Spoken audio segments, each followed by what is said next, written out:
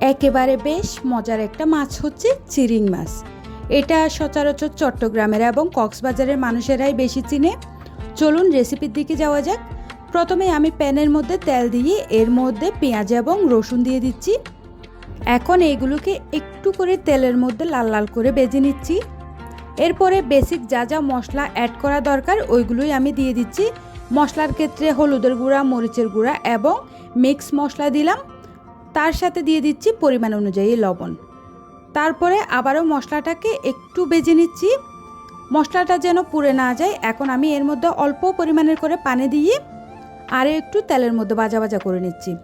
এখন উপর দিয়ে তেলটা বেশি উঠেছে, এর উপরে মাছটা দিয়ে দিচ্ছি। এটা এত বেশি মজার মাছ, মাছটা খেতে যতই মজা তার সাথে কিন্তু সাজাও আছে। মাছটা কাটা একেবারে একটু কঠিন বললেই চলে। এটা যখন একদম তাজা থাকে তখন মাছটা ধরা যায় না, পিছলাও থাকে। তাছাড়া এটা ধরা খুবই টাফ বললেই চলে। আপনারা মাছটা যদি চিনে থাকেন তাহলে অবশ্যই জানাবেন।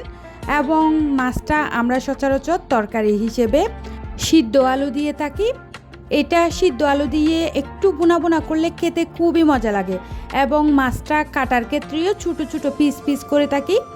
এখন ঝোলের পানি দিয়ে দিলাম, একেবারে যতটুকু আমার প্রয়োজন ততটুকুই। ব্যাস, এখন ডেকে রান্না করে নেব।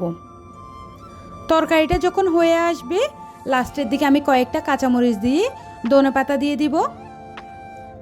ব্যাস, এখন রান্না কমপ্লিট। খেতে কী যে মজা এই চিরিং মাছটা। রেসিপি যদি ভালো লাগে অবশ্যই লাইক কমেন্ট করে জানাবেন। সবাই ভালো থাকবেন। আল্লাহ হাফেজ।